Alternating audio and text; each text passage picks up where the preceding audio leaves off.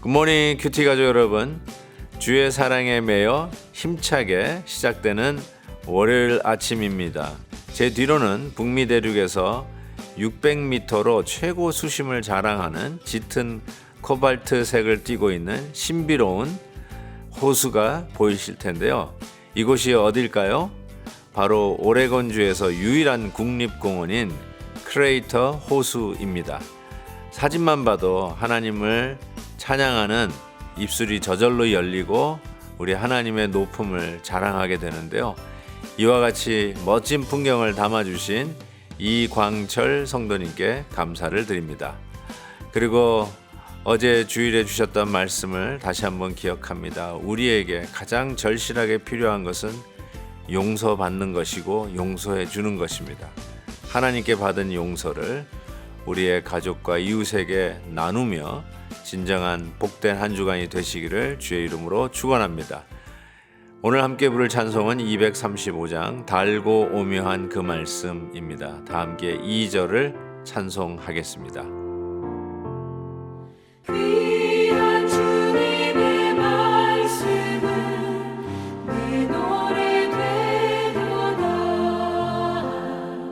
모든 사람을 살리는 생명의 말씀은 값도 없이 받아 생명 길을 가니 아름답고 귀한 말씀 생명샘이로다. 아름답고 귀한 말씀 생명샘이로다. 하나님이 이 모든 말씀으로 말씀하여 이르시되 나는 너를 애굽 땅 종되었던 집에서 인도하여낸 내 하나님 여호와니라. 너는 나 외에는 다른 신들을 내게 두지 말라. 너를 위하여 새긴 우상을 만들지 말고 또 위로 하늘에 있는 것이나 아래로 땅에 있는 것이나 땅 아래 물속에 있는 것에 어떤 형상도 만들지 말며 그것들에게 절하지 말며 그것들을 섬기지 말라. 나 내 하나님 여호와는 질투하는 하나님인즉 나를 미워하는 자의 죄를 갚되 아버지로부터 아들에게로 3, 4대까지 이르게 하거니와 나를 사랑하고 내 계명을 지키는 자에게는 1000대까지 은혜를 베푸느니라. 너는 내 하나님 여호와의 이름을 망령되게 부르지 말라. 여호와는 그의 이름을 망령되게 부르는 자를 죄 없다 하지 아니하리라. 안식일을 기억하여 거룩하게 지키라. 엿새 동안은 힘써 내 모든 일을 행할 것이나 일곱째 날은 내 하나님 여호와의 안식일인즉 너나 내 아들이나 내 딸이나 내 남종이나 내 여종이나 내 가축이나 내 문 안에 머무는 객이라도 아무 일도 하지 말라. 이는 엿새 동안에 나 여호와가 하늘과 땅과 바다와 그 가운데 모든 것을 만들고 일곱째 날에 쉬었음이라. 그러므로 나 여호와가 안식일을 복되게 하여 그날을 거룩하게 하였느니라. 내 부모를 공경하라. 그리하면 내 하나님 여호와가 내게 준 땅에서 내 생명이 길리라. 살인하지 말라. 간음하지 말라. 도둑질하지 말라. 내 이웃에 대하여 거짓 증거하지 말라. 내 이웃의 집을 탐내지 말라. 내 이웃의 아내나 그의 남종이나 그의 여종이나 그의 소나 그의 나귀나 무릇 내 이웃의 소유를 탐내지 말라. 집안마다 가지고 있는 소위 규칙들이 있죠. 주로 커피유, 통행 금지 시간이 있죠. 그래서 우리 자녀들에게 몇 시까지는 반드시 집에 돌아오라, 이런 규칙을 가진 가정들이 아마 많이 있을 것입니다.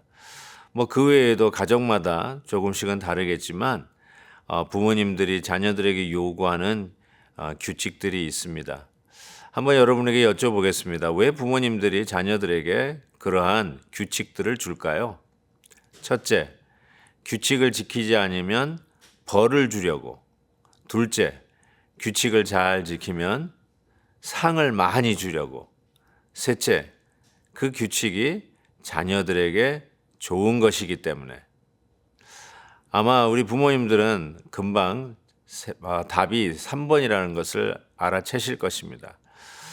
우리가 자녀들을 위해서, 자녀들의 안녕을 위해서 규칙을 정하지, 자녀들이 규칙을 어기면 때려주려고, 혹은 규칙을 잘 지키면은 뭐 상을 주고 여행을 보내주려고. 물론 그럴 수도 있겠지만요.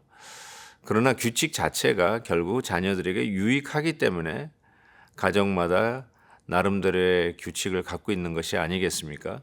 오늘 본문 말씀은 십계명입니다. 하나님께서 우리에게 주신 대규칙 중에 규칙이 십계명이라고 할 수 있겠죠. 자, 똑같은 질문 여쭤보겠습니다. 왜 하나님께서 우리에게 십계명을 주셨을까요? 첫째, 지키지 않으면 아주 혼내주고 벌을 주려고. 둘째, 잘 지키면 그냥 큰 상을 내리려고. 셋째, 이 십계명이 우리에게 유익하기 때문에. 맞습니다. 하나님께서 우리에게 규칙을 주시는 이유는 이것을 통해서 우리에게 무슨 덫을 놓거나 함정을 파거나 아니면 이것을 통해서 상장을 주기 위해서 사람들을 등급을 매기거나 이런 의도가 아니라 이 하나님의 말씀, 이 계명이 우리에게 유익하기 때문에 이 십계명을 주는 것이죠. 그래서 이 계명에 따라서 우리에게 상과 벌을 주려고 하시는 것이 아니라 오늘 이 십계명 전에 주신 말씀을 우리가 꼭 기억해야 할 필요가 있습니다.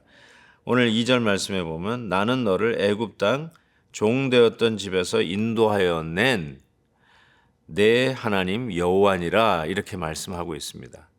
그러니까 이 십계명을 잘 지키면 내가 너의 하나님이 되겠다라고 하는 조건적인 규칙이 아니고요.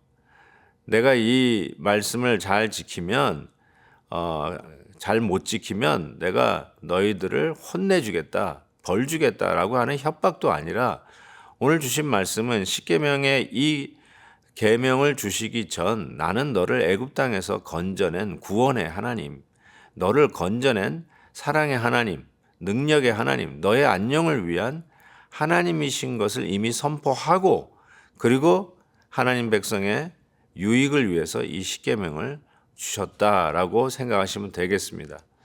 사랑하는 성도 여러분, 하나님의 말씀이 때로는 우리에게 족쇄와 같고 우리의 자유를 제한하는 것 같고 우리 마음대로가 아니라 어떻게 하든지 우리를 속박하려고 하는 것 같은 잘못된 선입견을 가질 때가 있죠.